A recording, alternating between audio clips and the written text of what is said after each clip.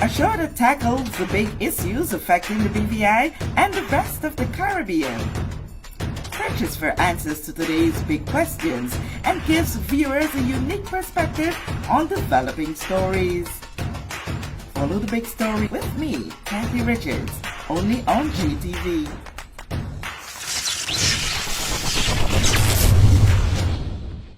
This show is brought to you by the National Bank of the Virgin Islands, Cyril B. Ramney Tertola Pier Park, and Digicel. Sign up for Digicel Plus Home Light bundles, faster internet, movies, and sports.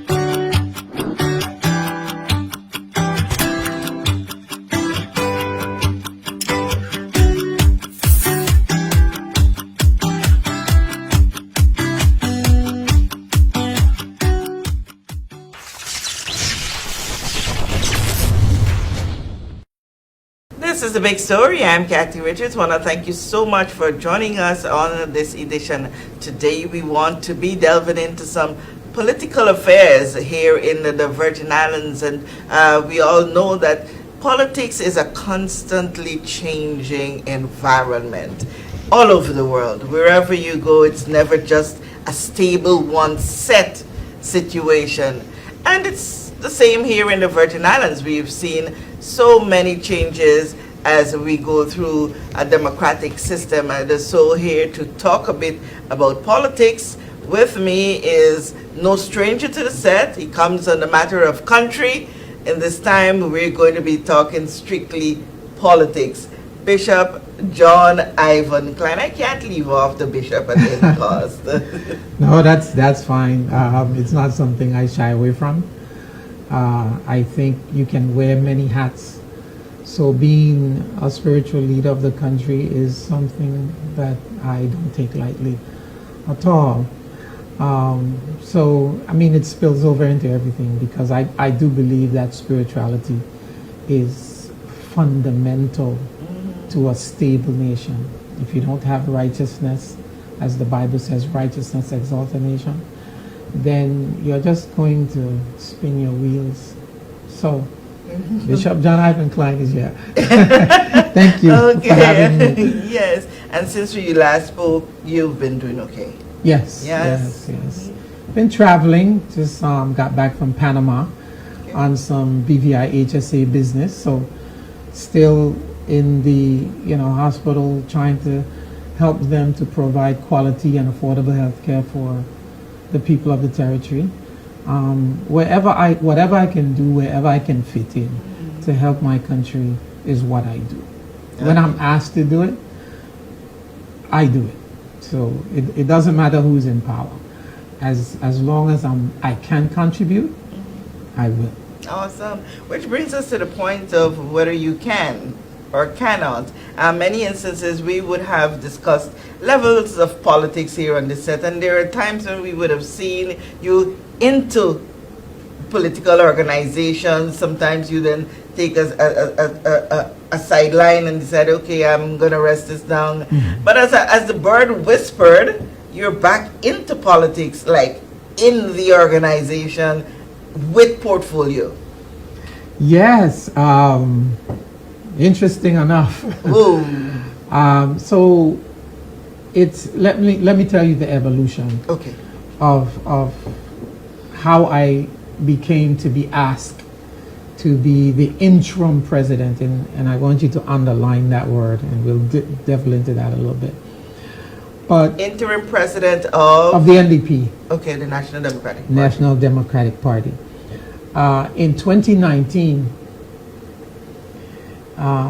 It was myself and a few others from both sides of the PVIM and NDP to say to them, while I know that there have been some fracture and there have been some disappointment, I still think the best path forward is to reunite the party.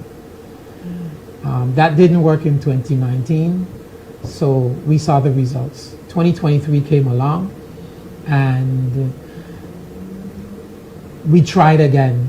I was in the middle, just trying to bring two entities back together, PVIM and NDP.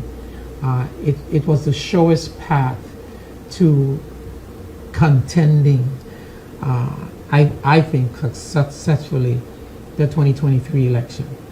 And we worked down to the last minute, like 2 weeks before, and it didn't happen. So let's fast forward now 2 years later. We still continue. And I say we because I don't call the other people's names that were involved. But then I was asked to help to sort of facilitate a meeting between the two sides. Honorable Ronnie Skelton, leader of the PVIM, and his team, and Honorable Marlon Penn, leader of the NDP, with his team. And we did that. And we had several meetings before they decided it was the best way forward. Now, I was just facilitating the meeting. They were the ones who were having the discussion with their supporters. So after the team, they decided to come back together. They made the announcement that PVIM will go away and NDP will be reestablished. And I believe in that one of those meetings, I heard Honorable Ronnie Skelton said, PVIM is 6 years old. NDP is 26 years old. And he would rather see the 26-year-old live because it has produced so much for the country than keep trying with the 6-year-old in terms of politics. And it made sense to just about everyone there. And after that was decided, now who is going to lead the chart forward? Because obviously there wasn't a convention to elect a formal executive. As a matter of fact, you know, it was fragmented because the current president, the current secretary, the current treasurer, from the last 2019, they were no longer at the table per se. Okay. So what had to happen was a core group of supporters from both sides got together and say, if we're going to move this thing forward, one of the fundamental things that needs to happen is you need to have an executive committee.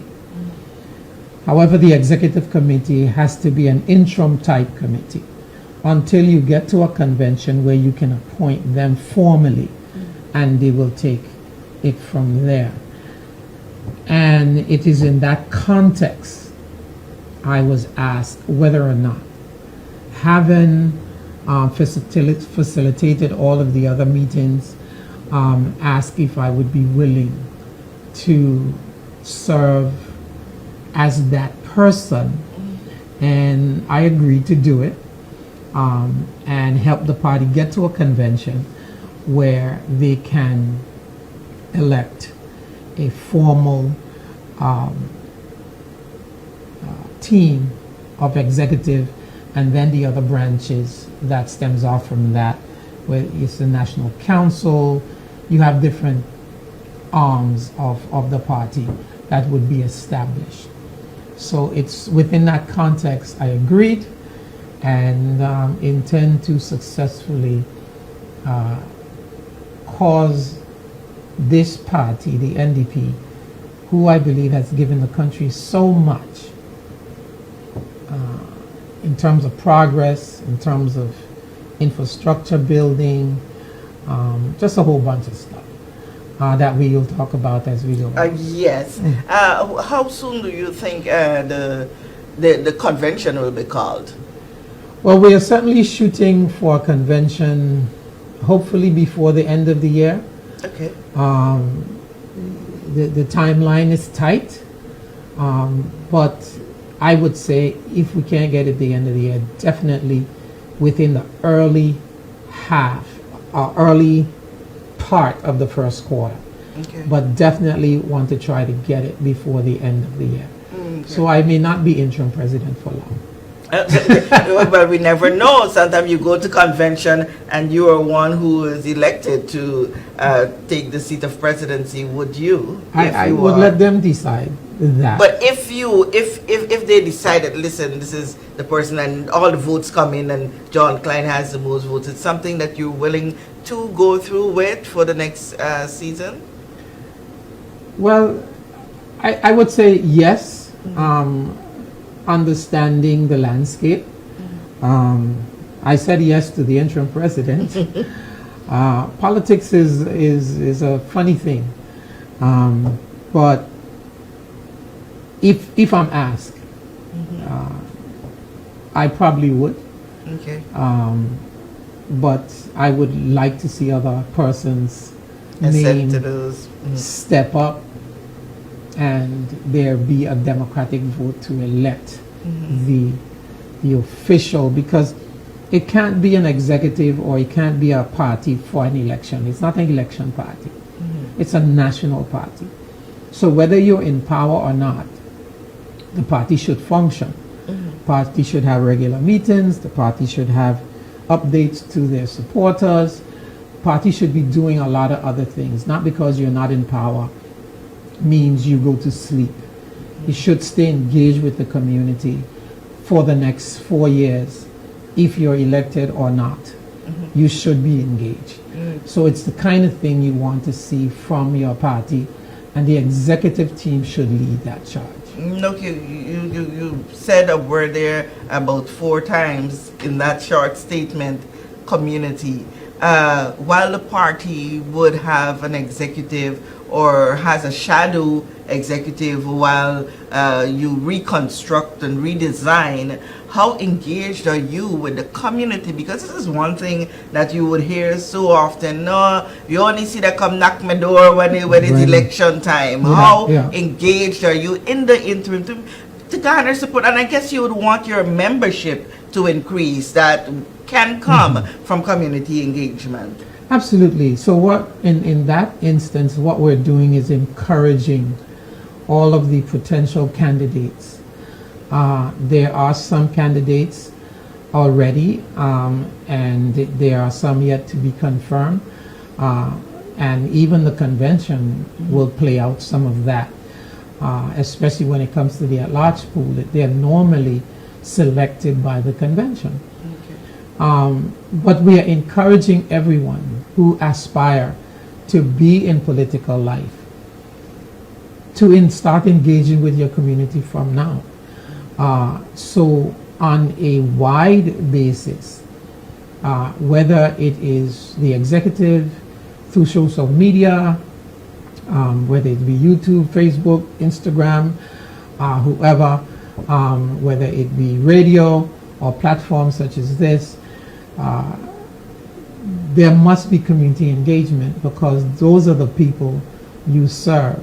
I believe in government by the people, of the people, and for the people. But it has to start before the election. Okay.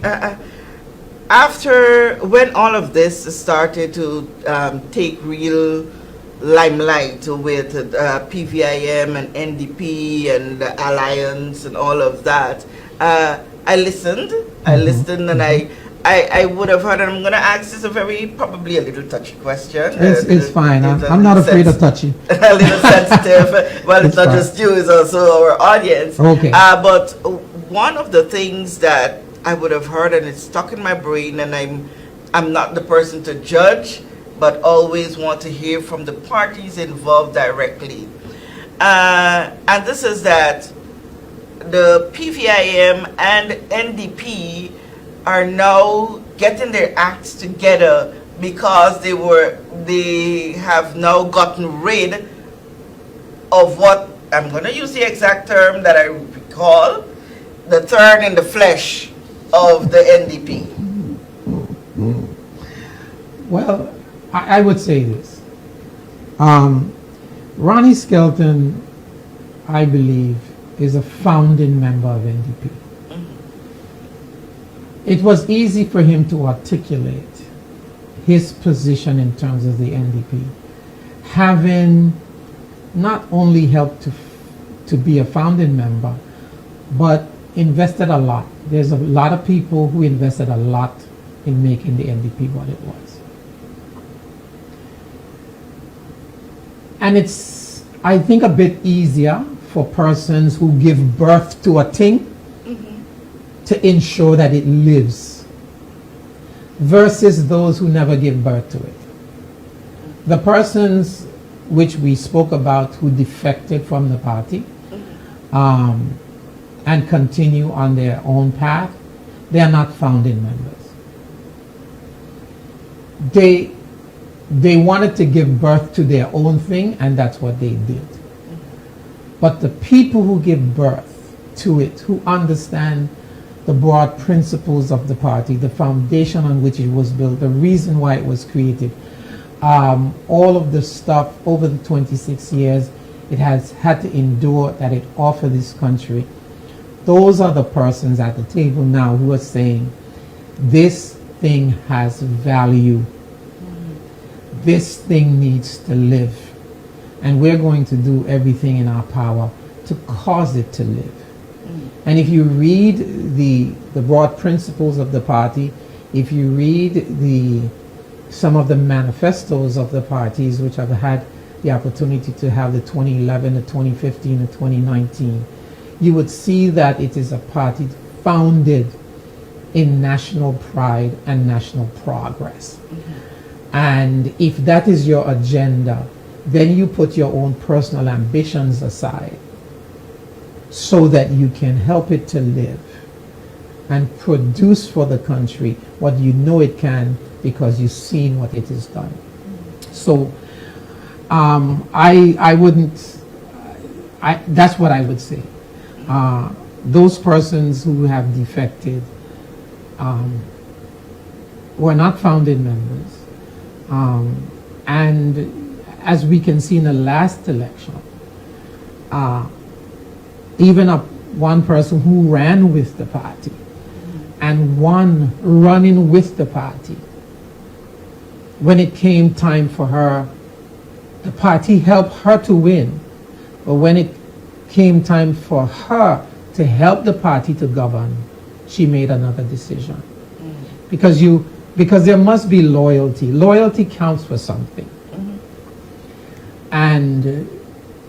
But because you didn't give birth to a thing, you don't have the same passion about allowing it to live. We leave that conversation for another time because it will take up all of our remaining time if we to go down to revisit that road. But in the interest of what we are focused on right now, and looking at possibilities of creating unity, giving opportunities to show a sense of oneness.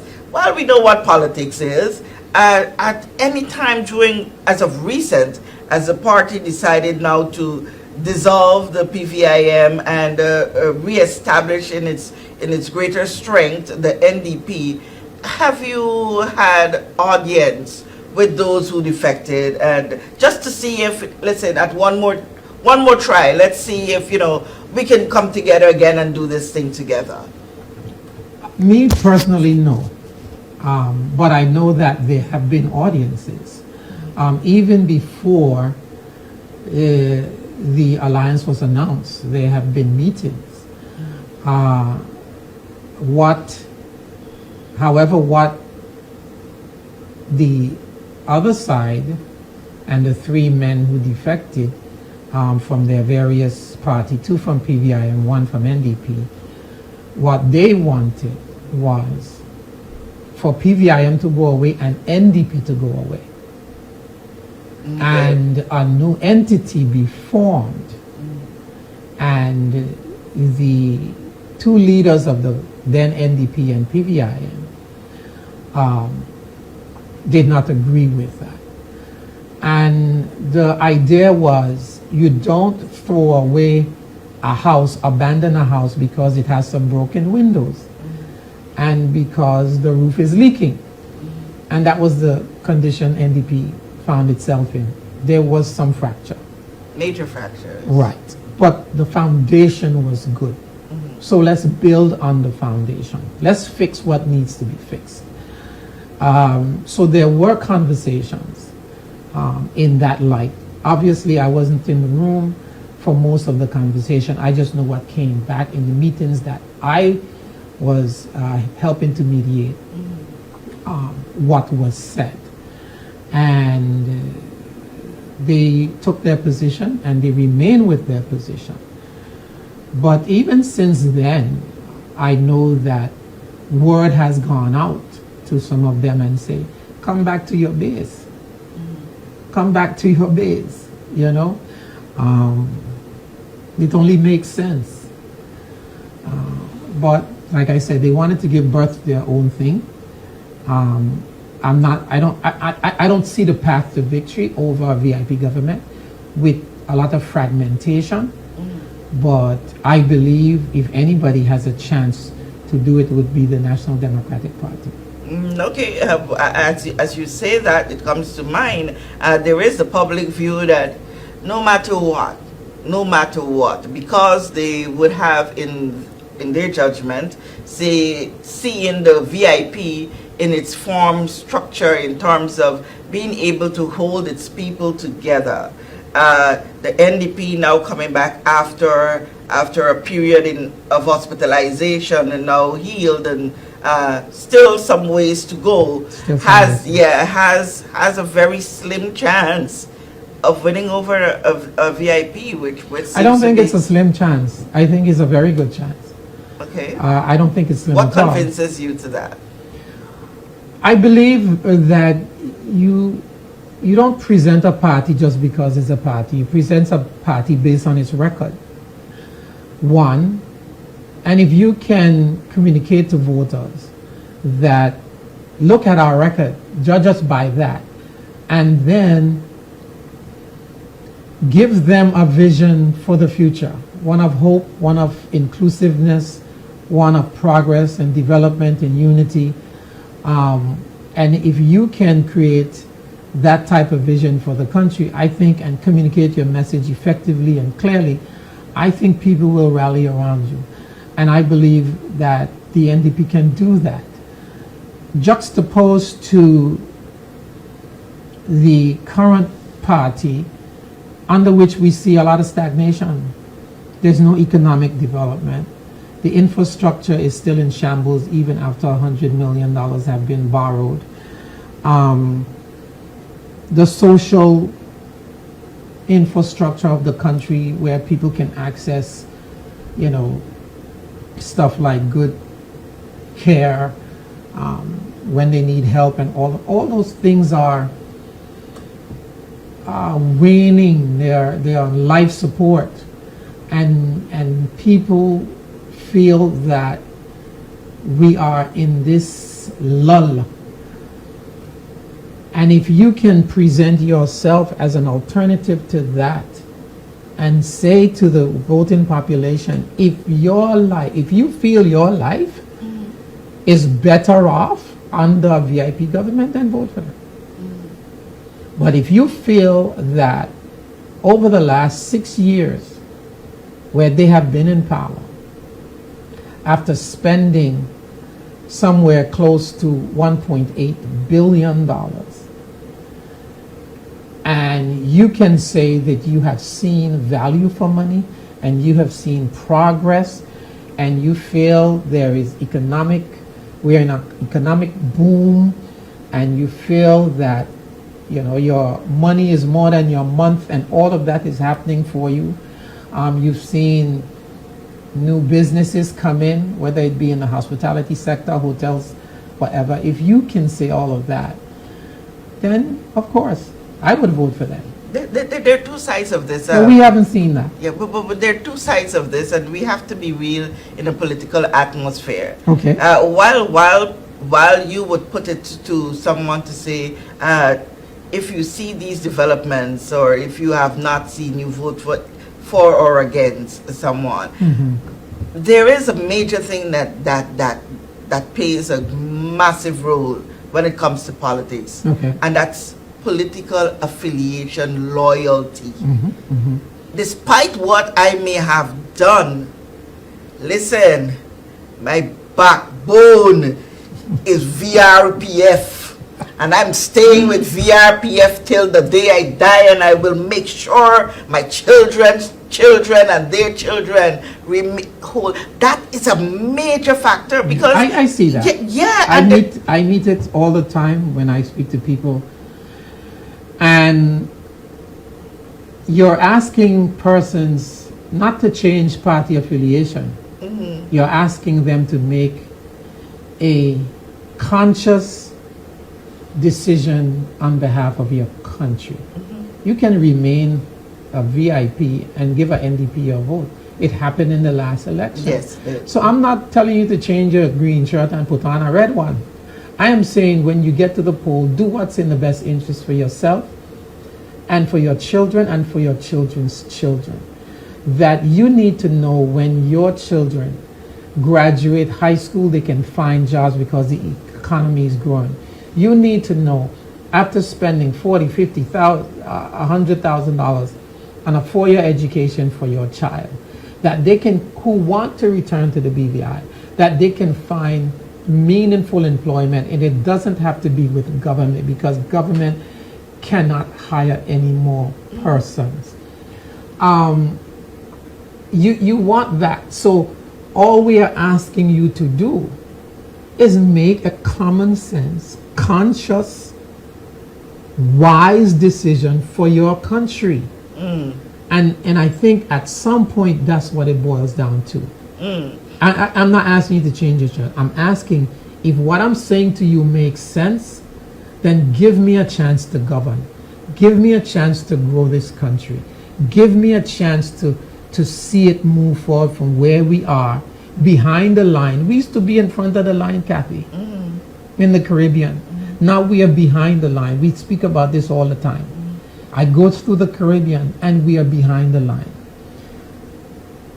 And if you can't do that and your party is more important than your country, then that's a sad state of affairs. And in all fairness to both sides of the coin, there is the other conversation that continues to go that makes some people, and I'm worried about. I'm worried about elections in 2027 if there is not a major shift.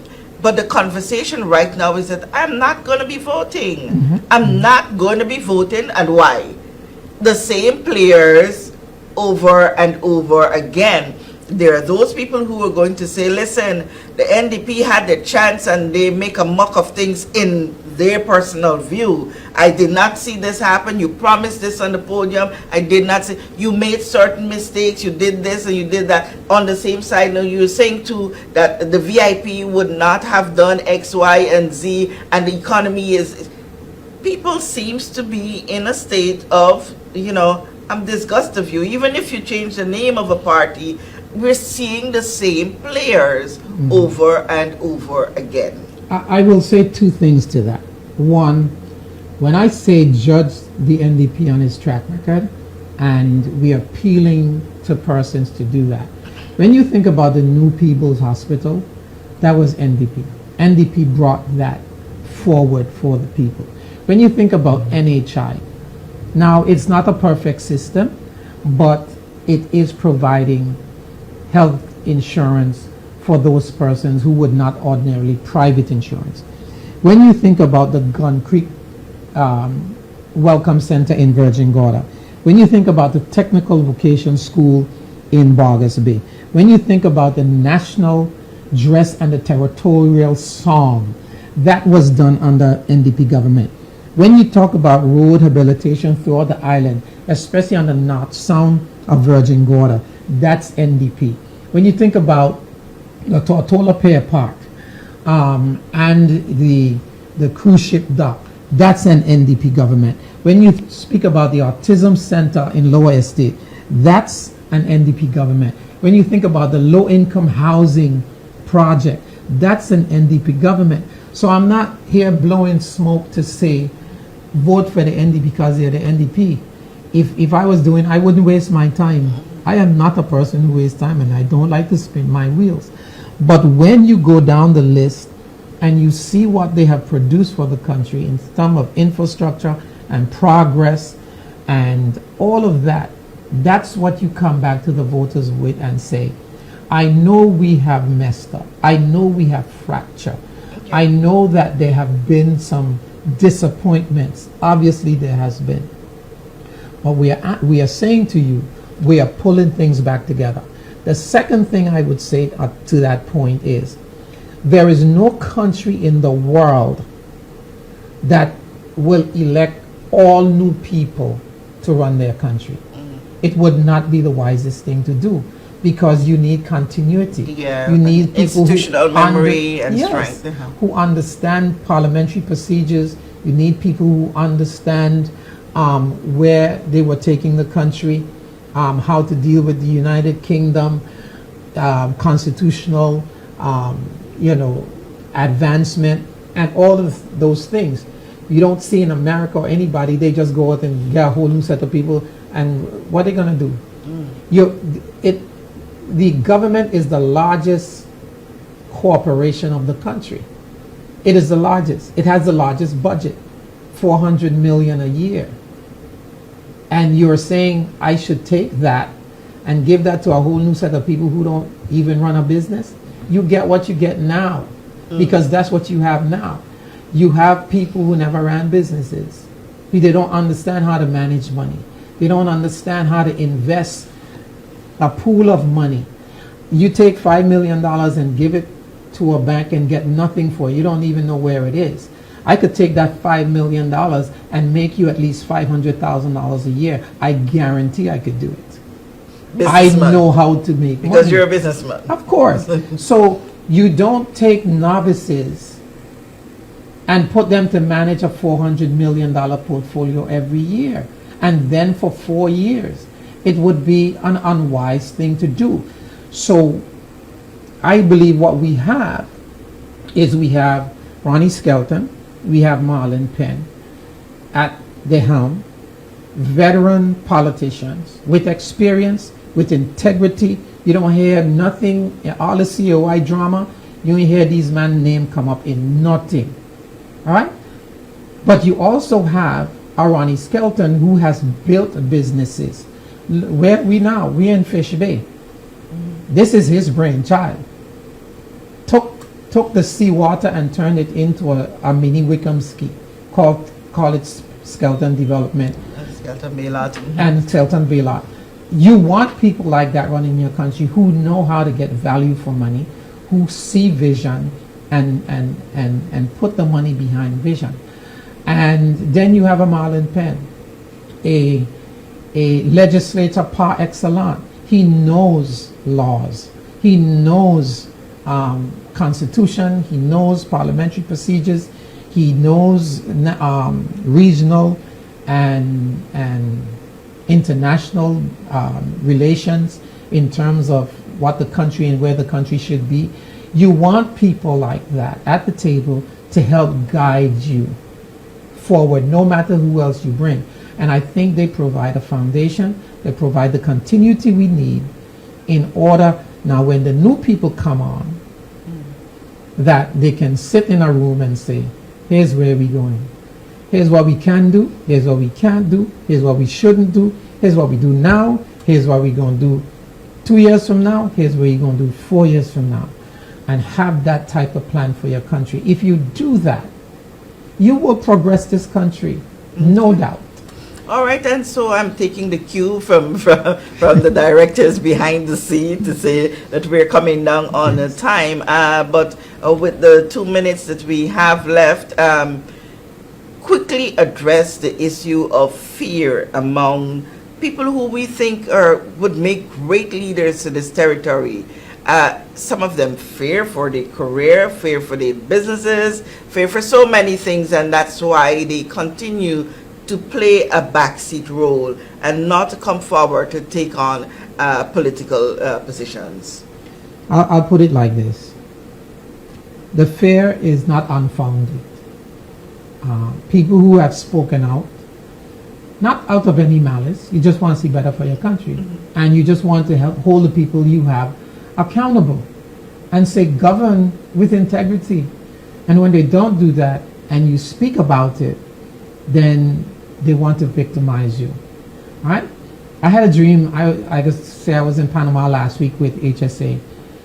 And I had a dream of being attacked. And when I saw the dream, I know it was a political attack, just because of what was happening in the dream. So I know me speaking out the way I do, I was speaking about this huge raise that were giving themselves. And I know that's not what people want to hear, especially their supporters and base and stuff like that. But the truth of the matter is you have to hold people accountable. So when you have businessmen who feel that they will be victimized or people will be planning for them to take away business, the fear is real. For me, my love of country is greater than my fear. And I believe in a God greater than any politician. So while you think you're fighting me, you're fighting God. And He will fight my battle in the end.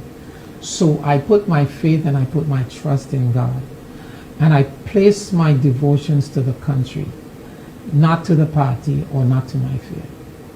Awesome. I think that's the line to go out and put their faith in God, and no matter not the situation that you are faced with, and in this instance, the political environment, and that is one, like I said in the beginning, is one that constantly changes, one that poses challenges on so many fronts, and then to see a person of the cloth taking that role, and I mean, that was one area we were to go in. But in the next discussion, we'll talk a little bit more about that. But I want to thank you so much for your time. In this instance, you've created a platform there where we will be talking again, definitely, and not too long from now. So once again, see you on the next time.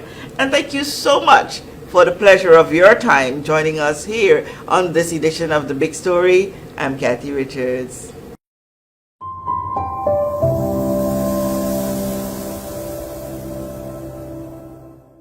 We know that where you choose to bank matters, and it is your vote on what your funds do in strengthening our community.